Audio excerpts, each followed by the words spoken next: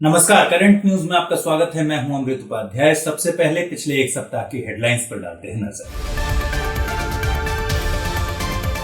भारत ने one sun one world one grid के लिए जारी किया request of proposals. Interconnected power transmission grid बनाने की है योजना। विश्व सोलर बैंक बनाने की तैयारी में है भारत। चीन के साथ सीमा मुद्दों को द्विपक्षीय रूप से सुलझाने के पक्ष में भारत। पहले से बने 5 मैकेनिज्म को बनाया जाएगा आधार। अमेरिकी राष्ट्रपति के बयान के बाद भारत ने लिया निर्णय। आवास और शहरी मामलों के मंत्रालय ने शुरू की पीएम स्वनिधि योजना। स्ट्रीट वेंडर्स को मिलेगा किफायती ऋण। पहली बार स्ट्रीट वेंडर्स बने शहरी आजीविका कार्यक्रम के लाभार्थी। 5 जून को मना विश्व पर्यावरण दिवस। जैव विविधता रही इस साल की थीम। 1974 में आयोजित हुआ था पहला पर्यावरण दिवस। और confederation of Indian industry association के वार्षिक सम्मेलन में प्रधानमंत्री का संबोधन। अर्थव्यवस्था को मजबूत बनाना सरकार की प्राथमिकताओं में शामिल। देश को आत्मनिर्भर बनाने के लिए दी 5 आईज की संकल्पना।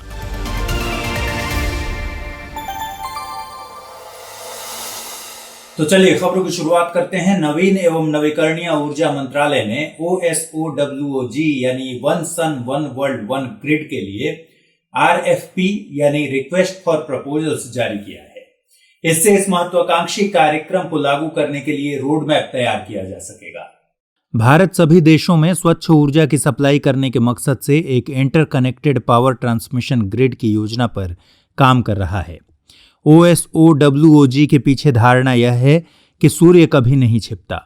इस योजना में भारत को आधार मानते हुए सोलर स्पेक्ट्रम को मोटे तौर पर 2 बड़े जोन्स में बांटा जा सकता है, फार ईस्ट और फार वेस्ट। फार ईस्ट में Myanmar, Vietnam, Thailand, Laos, Cambodia जैसे देश शामिल होंगे। वहीं फार वेस्ट में मिडिल ईस्ट और अफ्रीका का क्षेत्र शामिल होगा। OSOWOG प्लान में 3 चरण होंगे। पहले चरण में मिडिल ईस्ट, साउथ एशिया और साउथ ईस्ट एशिया इंटरकनेक्ट होंगे। दूसरे चरण में सौर और अन्य नवीकरणीय ऊर्जा से समृद्ध क्षेत्रों को इंटरकनेक्ट किया जाएगा। तीसरे चरण में one sun one world one grid के लिए पावर ट्रांसमिशन ग्रिड का निर्माण किया जाएगा। इस प्लान के लागू होने से जो आर्थिक लाभ मिलेगा उससे गरीबी उन्मूलन, जल संकट, खाद्य सुरक्षा जैसी सामाजिक आर्थिक चुनौतियों से लड़ने में मदद मिलेगी। इसके अलावा भारत विश्व सोलर बैंक के गठन की भी योजना बना रहा है, जिसका मुख्यालय भारत में हो। भारत ने स्पष्ट किया है कि वह चीन के साथ द्विपक्षीय रूप से ही दोनों पक्षों के बीच उठे सीमा मुद्दे को सुलझाएगा। इसके लिए पहले से बने हुए 5 मैकेनिज्म को आधार बनाया जाएगा। दरअसल भारत की तरफ से यह फैसला अमेरिकी राष्ट्रपति डोनाल्ड ट्रंप द्वारा चीन भारत सीमा रेखा पर मध्यस्थता करने की पेशकश के बाद लिया गया। यह पहली बार है जब किसी अमेरिकी राष्ट्रपति ने भारत और चीन के बीच सीमा विवाद पर मध्यस्थता की बात कही है। हालांकि अमेरिका ने भारत और पाकिस्तान के बीच शांति स्थापित करने के लिए कई दफा तत्परता दिखाई है। LAC पर वर्तमान गतिरोध को सुलझाने के लिए उपयोग किए जाने वाले 5 समझौतों में से पहले पर 1993 में हस्ताक्षर किया गया था। यह LAC पर शांति बनाए रखने से संबंधित है। 1996 में LAC पर सैन्य क्षेत्र में विश्वास बहाली से जुड़े उपायों को लेकर समझौता किया गया।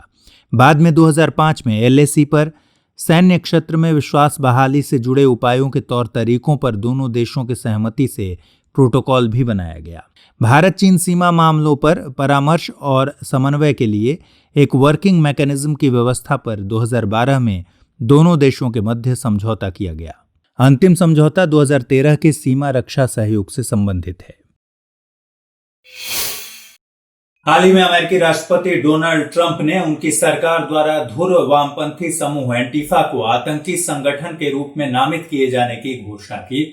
दरअसल एक अश्वेत व्यक्ति जॉर्ज फ्लॉयड की मृत्यु के बाद अमेरिका में बड़े पैमाने पर विरोध प्रदर्शन किया जा रहा है। इस हिंसक विद्रोह को भड़काने में एंटीफा की भूमिका मानी जा रही है। एंटीफा की शुरुआत को लेकर बहुत से विचारकों के अलग अलग मत हैं। कुछ मानते हैं कि यह एंटी फासिस्ट शब्द का छोटा रूप है। इसकी शुरुआत 1932 में जर्मनी में नाजीवाद का मुकाबला करने के लिए जर्मन कम्युनिस्ट पार्टी द्वारा बहुपक्षीय मोर्चा के रूप में की गई थी। एंटीफा आंदोलन ने कई यूरोपीय देशों में अपनी उपस्थिति दिखाई है, पर हाल के वर्षों में अमेरिका में इसकी भूमिका बढ़ी है। जहां तक देखा गया है, एंटीफा की कोई औपचारिक संगठनात्मक संरचना नहीं है। इसके सदस्य भी अन्य आंदोलनों जैसे ब्लैक लाइव्स मैटर से जुड़े लोग ही होते हैं। एंटीफा के सदस्य आमतौर पर काले रंग के कपड़े पहनते हैं और अक्सर प्रदर्शनों के दौरान एक मुखौटा पहनते हैं। ये पूंजीवाद विरोधी जैसी फार लेफ्ट विचारधाराओं का पालन करते हैं। आमतौर पर ये अहिंसात्मक विद्रोह करते हैं, लेकिन कई दफा इनके विद्रोह में हिंसा देखी जा सकती है। जन आंदोलनों के अलावा एंटीफा के सदस्य वेबसाइट और सोशल मीडिया के जरिए फार राइट विचारधारा के समूहों पर नजर रखते हैं। बीते दिनों आवास और शहरी मामलों के मंत्रालय ने पीएम स्वनिधि योजना की शुरुआत की। पीएम स्वनिधि यानी PM street vendor Atmanirbhar Nidhi योजना स्ट्रीट वेंडर्स को किफायती ऋण मुहैया कराने के लिए एक विशेष माइक्रो क्रेडिट सुविधा देगी। यह योजना स्ट्रीट वेंडर्स को फिर से काम शुरू करने और आजीविका कमाने में सक्षम बनाएगी। विभिन्न क्षेत्रों में करीब 50 लाख से अधिक लोगों को इस योजना से लाभ होगा। शहरी स्थानीय निकाय योजना के कार्यान्वयन में बड़ी भूमिका निभाएंगे। भारत के इतिहास में पहली बार हुआ है कि शहरी या ग्रामीण क्षेत्रों के स्ट्रीट वेंडर्स शहरी आजीविका कार्यक्रम के लाभार्थी बन गए हैं। वेंडर 10,000 रुपये तक का वर्किंग कैपिटल लोन यानी कार्यशील पूंजी ऋण ले सकते हैं, जिसे 1 वर्ष के समय में मासिक किस्तों में चुकाना होगा। किस्तों का समय पर भुगतान करने पर 7% की ब्याज सब्सिडी दी जाएगी। यह सब्सिडी प्रत्येक 6 माह पर प्रत्यक्ष लाभ अंतरण के माध्यम से लाभार्थियों के बैंक खातों में भेजी जाएगी। योजना के सशक्तिकरण के लिए प्रौद्योगिकी का उपयोग किया गया है। क्रेडिट प्रबंधन के लिए सिडबी के उद्यमी मित्र पोर्टल और ऑटोमेटिक ब्याज सब्सिडी प्रदान करने के लिए मंत्रालय के पैसा पोर्टल के वेब पोर्टल और मोबाइल ऐप को योजना में प्रयुक्त डिजिटल प्लेटफॉर्म द्वारा एकीकृत किया जाएगा। इसके अलावा इस योजना से डिजिटल लेन देन को प्रोत्साहित किया जाएगा। साथ ही योजना में क्षमता निर्माण पर विशेष ध्यान दिया जाएगा। आरबीआई 20 लाख करोड़ रुपए के आर्थिक पैकेज के तहत बैंकों को शून्य जोखिम भार रखने की अनुमति दे सकता है। यह अनुमति आर्थिक पैकेज से एमएसएमई को मिलने वाले ऋण के लिए होगी। दरअसल वित्त मंत्रालय ने बैंकों के साथ बातचीत के बाद इन ऋणों को जोखिम मुक्त बनाने का अनुरोध केंद्रीय बैंक से किया था। पैकेज के एक हिस्से के रूप में एमएसएमई क्षेत्र के लिए 3 लाख करोड़ रुपए ऋण की घोषणा की गई थी। इसकी गारंटी एनसीजीटीसी यानी national credit guarantee trustee company limited द्वारा guaranteed emergency credit line GECL सुविधा के रूप में दी जाएगी। हालांकि ऐसे ऋण में प्रत्यक्ष सरकारी गारंटी नहीं होती है, इसलिए इनको न्यूनतम 20% के जोखिम वाली श्रेणी में रखा जाता है। इस योजना का लाभ एमएसएमई क्षेत्र के अलावा गैर बैंकिंग वित्तीय कंपनियों सहित अन्य छोटे कर्जदार भी उठा सकते हैं। यह योजना 31 अक्टूबर तक या 3 लाख करोड़ रुपए की राशि स्वीकृत होने तक लागू रहेगी। शून्य जोखिम होने का मतलब होगा कि बैंकों को इन ऋणों के लिए अतिरिक्त पूंजी नहीं रखनी पड़ेगी।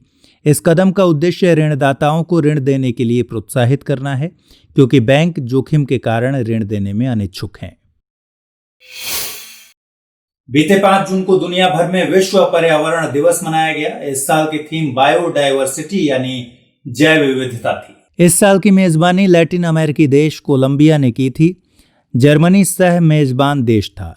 साल 1972 में United Nations conference on human environment में इस प्रस्ताव को अपनाया गया था।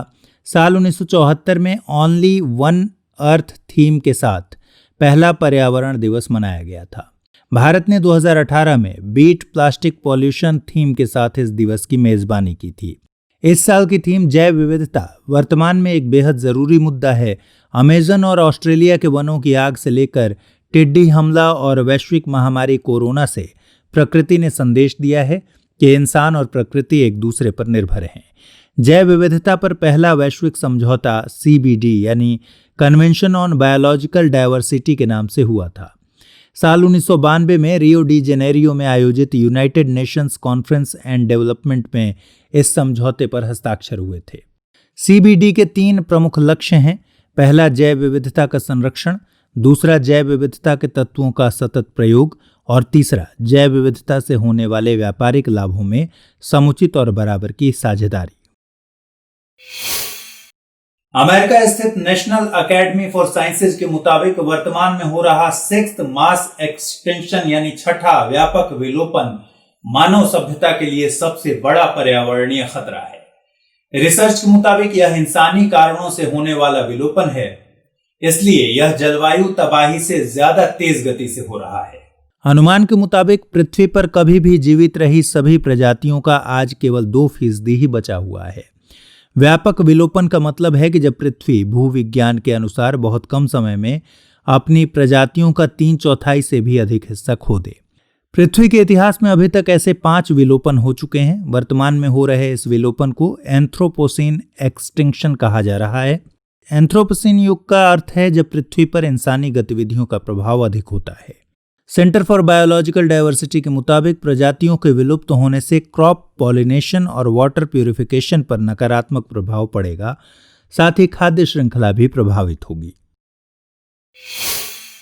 हाल ही में गोवा स्थित NCPOR यानी national centre for polar and ocean research के अनुमान से 2021 तक अंटार्कटिका में एमेरी आइस शेल्फ की सीमा का 24% तक विस्तार हो जाएगा।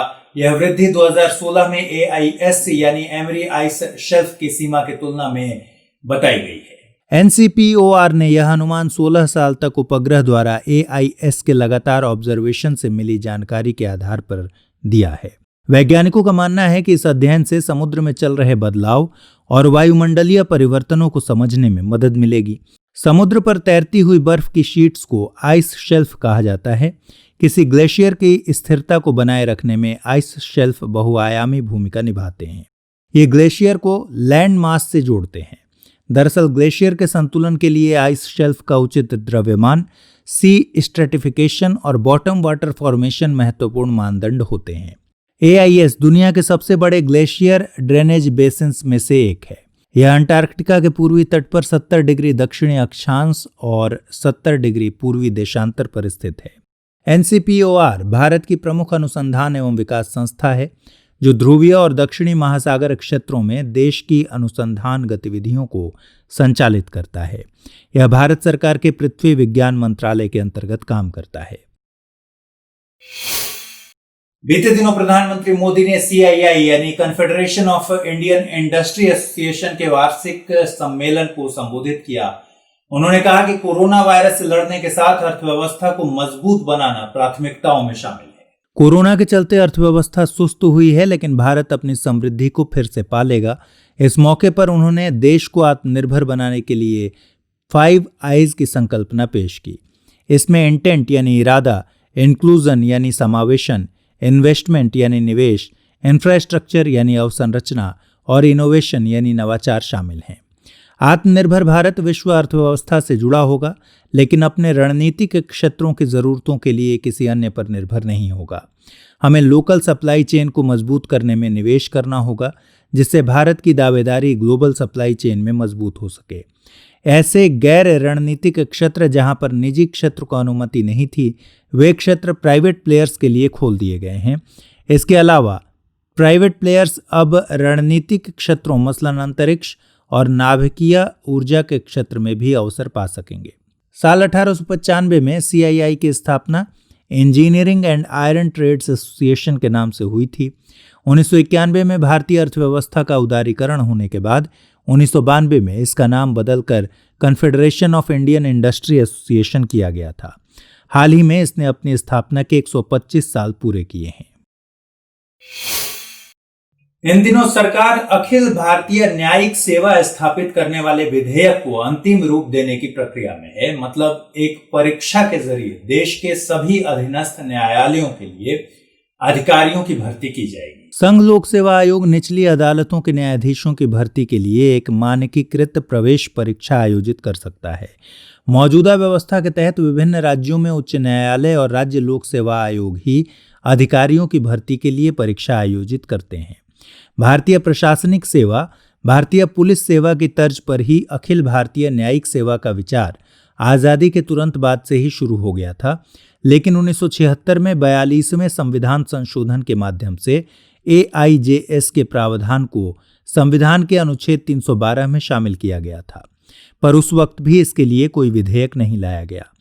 संविधान के अनुच्छेद 312 में संघ और राज्य के लिए एक या अधिक अखिल भारतीय सेवाओं के निर्माण का प्रावधान है। आईएएस और आईपीएस को संविधान के अनुच्छेद 312 के संदर्भ में संसद द्वारा गठित माना जाता है। संविधान की घोषणा के बाद 1966 में एक नई अखिल भारतीय सेवा भारतीय वन सेवा बनाई गई। अखिल भारतीय सेवाओं की विशेषता यह है कि इन सेवाओं के सदस्यों को केंद्र द्वारा भर्ती किया जाता है, लेकिन उनकी सेवाएं विभिन्न राज्य संवर्गों के अधीन रखी जाती हैं। उनका दायित्व है कि वे राज्य और केंद्र दोनों के अधीन सेवा दें। अखिल भारतीय सेवाओं का यह पहलू भारतीय संघ के एकात्मक चरित्र को मजबूत करता है। पीएम केयर्स यानी the prime minister citizen assistance and relief in emergency situations fund के गठन और कार्यों के संबंध में जानकारी देने से प्रधानमंत्री कार्यालय ने इनकार कर दिया है।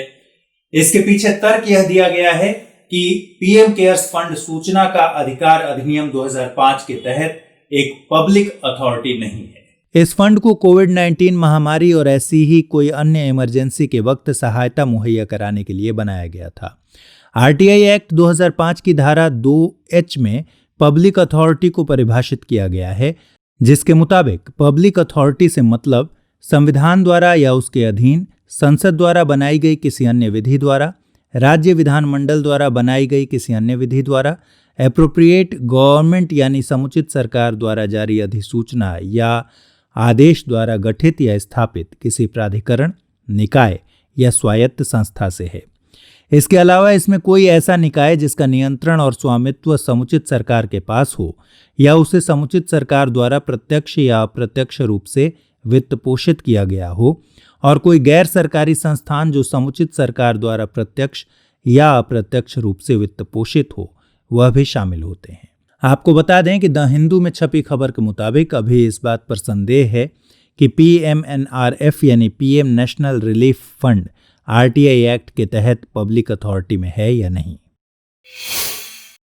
गृह मंत्रालय ने चीन सीमा के निकट अवसंरचना विकास के लिए BADP यानी बॉर्डर एरिया डेवलपमेंट प्रोग्राम के अंतर्गत 10% खर्च करने का निर्णय लिया है।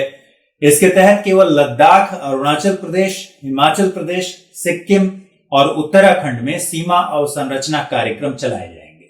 वित्तीय वर्ष 2020-21 के लिए बॉर्डर एरिया डेवलपमेंट प्रोग्राम के तहत 784 करोड़ रुपए सीमावर्ती राज्यों और संघ शासित प्रदेशों को दिए गए थे। इसके लिए अंतर्राष्ट्रीय सीमा की लंबाई और जनसंख्या आदि को क्राइटेरिया बनाया गया था। गृह मंत्रालय द्वारा जारी नई गाइडलाइंस के मुताबिक बॉर्डर गार्डिंग फोर्सेस द्वारा सीमावर्ती क्षेत्रों में पहचान किए गए रणनीतिक रूप से महत्वपूर्ण गांवों और कस्बों के विकास को प्राथमिकता दी जाएगी। बॉर्डर से 10 किलोमीटर के अंदर प्राइमरी स्कूल, सड़कें, पुल, स्वास्थ्य अवसंरचना, खेल का मैदान, इंडोर स्टेडियम और सिंचाई सुविधाओं का विकास किया जाएगा। गाइडलाइंस के मुताबिक अवसंरचना विकास कार्यों के लिए किसी एनजीओ या निजी संस्था को हायर नहीं किया जा सकता। आपको बता दें कि BADP की शुरुआत 7वीं पंचवर्षीय योजना से पश्चिमी क्षेत्र के सीमावर्ती इलाकों में अवसंरचना विकास और सुरक्षा के लिहाज से की गई थी। अब यह योजना 16 राज्यों और 2 संघ शासित प्रदेशों के सीमावर्ती इलाकों को कवर करती है। यह योजना गृह मंत्रालय द्वारा राज्यों की मदद से लागू की जा रही है। हाल ही में लोकसभा स्पीकर ओम बिरला ने नए गठित परिसीमन आयोग की मांग पर जम्मू और कश्मीर, असम, मणिपुर, नागालैंड और अरुणाचल प्रदेश के 15 सांसदों को नामित किया है। ये सदस्य संबंधित राज्यों और केंद्र शासित प्रदेशों के लोकसभा और विधानसभा क्षेत्रों को फिर से परिभाषित करने में परिसीमन आयोग की सहायता करेंगे। परिसीमन आयोग का गठन राष्ट्रपति द्वारा किया जाता है। प्रत्येक राज्य अथवा केंद्र शासित प्रदेश के लिए इसमें 3 सदस्य होते हैं। पहले सदस्य के रूप में सुप्रीम कोर्ट के सेवानिवृत्त या कार्यरत न्यायाधीश होते हैं, जो कि इस आयोग के अध्यक्ष भी होते हैं। दूसरे सदस्य मुख्य चुनाव आयुक्त अथवा मुख्य चुनाव आयुक्त द्वारा नामित कोई चुनाव आयुक्त होता है, जबकि तीसरे सदस्य प्रत्येक राज्य के लिए उस राज्य के राज्य चुनाव आयुक्त होते हैं। सुप्रीम कोर्ट की पूर्व न्यायाधीश रंजना प्रकाश देसाई की अध्यक्षता में 6 मार्च को इस परिसीमन आयोग का गठन किया गया। इसके दूसरे सदस्य भारत के चुनाव आयुक्त सुशील चंद्र हैं, जो कि इसके पदेन सदस्य हैं। हाल ही में वकीलों ने हरियाणा की अदालतों में हिंदी को आधिकारिक भाषा बनाने वाले कानून को सुप्रीम कोर्ट में चुनौती दी है। उन्होंने दायर याचिका में कहा है कि हरियाणा ऑफिशियल भाषा संशोधन अधिनियम 2020 में असंवैधानिक और मनमाने ढंग से हिंदी को राज्य की निचली अदालतों और प्राधिकरणों में इस्तेमाल की जाने वाली एकमात्र आधिकारिक भाषा के रूप में लागू किया गया है। याचिका के मुताबिक इस संशोधन में समानता के मौलिक अधिकार यानी अनुच्छेद 14, अपनी पसंद के पेशे का अभ्यास करने की स्वतंत्रता के मौलिक अधिकार अनुच्छेद 19 और गरिमामय जीवन जीने के मौलिक अधिकार अनुच्छेद 21 का उल्लंघन हुआ है। नागरिक प्रक्रिया संहिता 1908 की धारा 137 में अधीनस्थ न्यायालयों की भाषा का जिक्र है। इसके मुताबिक राज्य सरकार यह घोषणा कर सकती है कि उच्च न्यायालय के अधीनस्थ किसी न्यायालय की भाषा क्या होगी और ऐसे न्यायालयों में आवेदन और कार्यवाही किस भाषा में लिखी जाएगी। CIPET यानी central institute of plastic engineering and technology का नाम बदलकर central institute of petrochemicals engineering and technology कर दिया गया है। इस बदले हुए नाम को तमिलनाडु सोसाइटीज रजिस्ट्रेशन एक्ट 1975 के तहत रजिस्टर किया गया है। अब यह पूरे पेट्रोकेमिकल सेक्टर के विकास के लिए काम कर पाएगा। यह भारत सरकार के रसायन एवं उर्वरक मंत्रालय के तहत एक प्रीमियर राष्ट्रीय संस्थान है। इस संस्था का प्राथमिक मकसद प्लास्टिक उद्योग की वृद्धि के लिए शिक्षा और शोध के जरिए काम करना रहा है। CIPET की स्थापना यूनाइटेड नेशंस डेवलपमेंट प्रोग्राम के सहयोग से साल 1968 में चेन्नई में हुई थी। उस वक्त देश में इस तरह का कोई भी संस्थान नहीं था। इसका मुख्य मकसद प्लास्टिक इंजीनियरिंग के विभिन्न क्षेत्रों में मैन पावर को तैयार करना था। इसके कार्यक्रम skill training, technology support, academics और रिसर्च पर आधारित हैं। तो आइए अब जल्दी से मैप वाले सेक्शन पर नजर डालते हैं। क्या है मैप में खास? हाल में नेपाल सरकार द्वारा प्रकाशित राजनीतिक मानचित्र चर्चा में रहा है। इसमें नेपाल ने दावा किया है कि भारतीय मानचित्रों में दिखने वाले काला पानी, लिम्पियाधुरा और लिपुलेख वास्तव में नेपाल से संबंधित हैं। नेपाल भारत और चीन के बीच स्थित एक लैंडलॉक्ड देश है।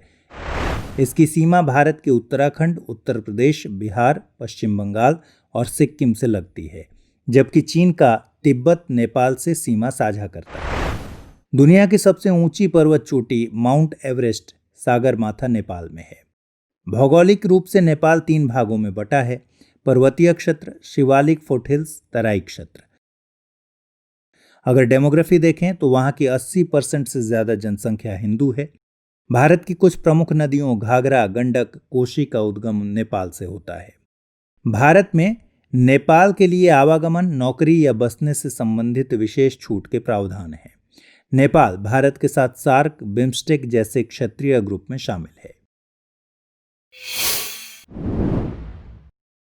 आज का हमारा मैप पड़ोसी देश चीन का है। बीते दिनों LAC line of actual control पर सीमा विवाद और हांगकांग की स्वायत्तता पर अपनी अतिक्रमण नीति की वजह से चीन सुर्खियों में है। आज हम आपको इसके मैप के साथ छोड़ रहे हैं। आपको चीन के साथ सीमा साझा करने वाले देशों के नाम कमेंट सेक्शन में बताने हैं। अगले बुलेटिन में हम इसकी सीमाओं के अलावा और भी जरूरी जानकारियों से आपको रूबरू करवाएंगे। तो फिलहाल इस बुलेटिन में इतना ही। खबरों को विस्तार से पढ़ने के लिए विजिट कीजिए www.drishtias.com पर। साथ ही दृष्टियास के हिंदी और अंग्रेजी यूट्यूब चैनल को लाइक, शेयर और सब्सक्राइब करना मत भूलिए। लेकिन चलते चलते डालते हैं कुछ छोटी और जरूरी खबरों पर नजर। बीते दिनों central marine fisheries research institute के शोधकर्ताओं को मन्नार की खाड़ी में सेथुकराई तट से एक दुर्लभ मछली मिली है। बैंड टेल स्कॉर्पियन फिश नामक यह मछली अपने स्टिंगिंग, विषैले स्पाइन्स और रंग बदलने की क्षमता के लिए प्रसिद्ध है। यह पहली बार है जब भारतीय जल क्षेत्र में यह विशेष प्रजाति जीवित पाई गई है।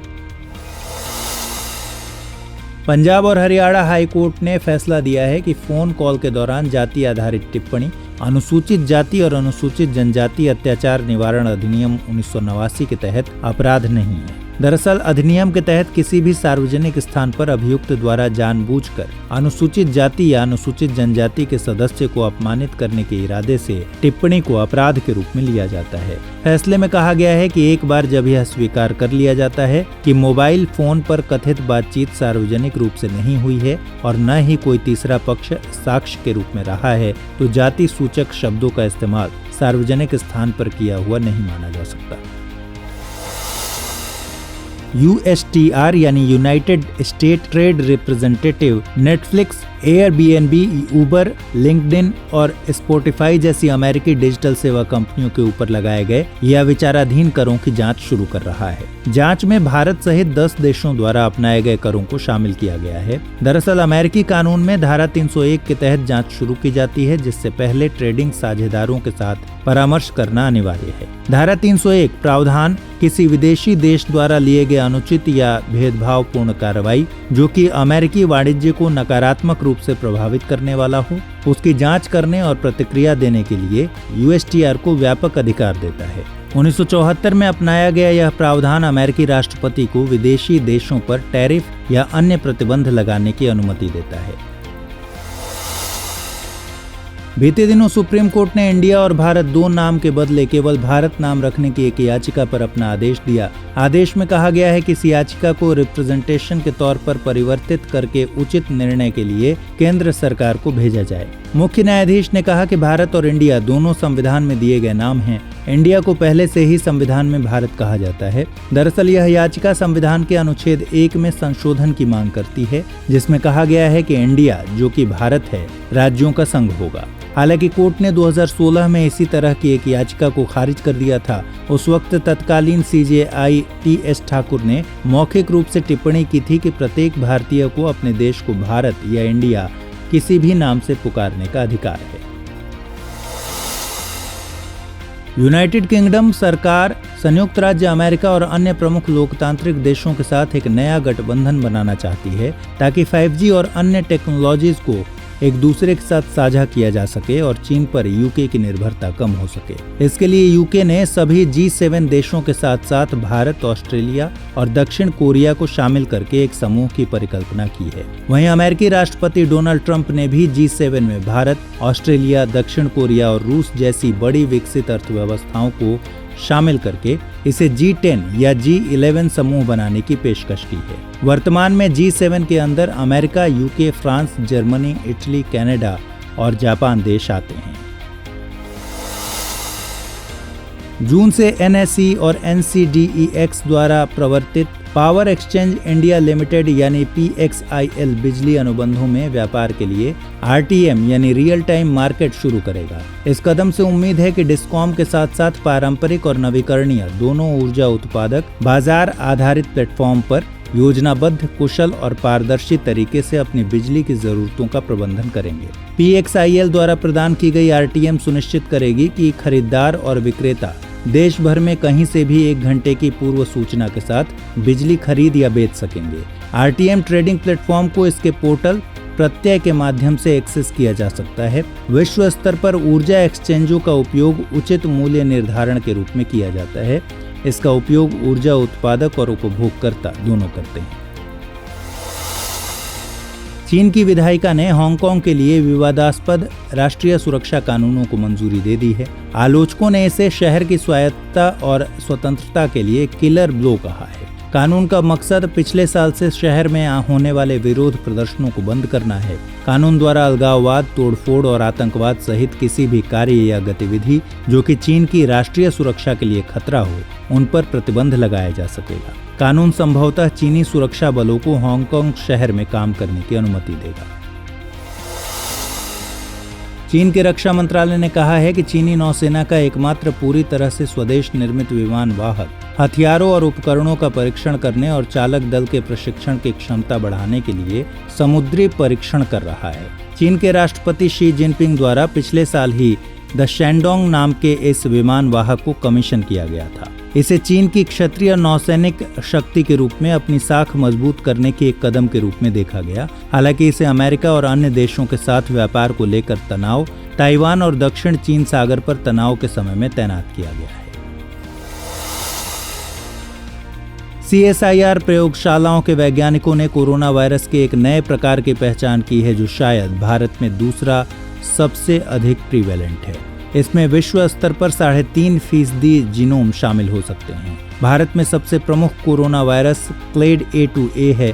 वैज्ञानिक समूह द्वारा विश्लेषण किए गए 361 जीनोम्स में से 45% A2A थे, जबकि इसी विश्लेषण में नए पहचान किए गए क्लेड A3I 41% शामिल थे। नए क्लेड के साथ अब दुनिया भर में 11 SARS-CoV-2 प्रकार पहचाने जा चुके हैं, जिनमें से कम 6 भारत में हैं। इस तरह के वर्गीकरण से वायरस के फैलने के तरीके, समय के साथ विकसित होने की संभावना और वैक्सीन के कारगर होने की स्थिति को समझने में मदद मिलती है।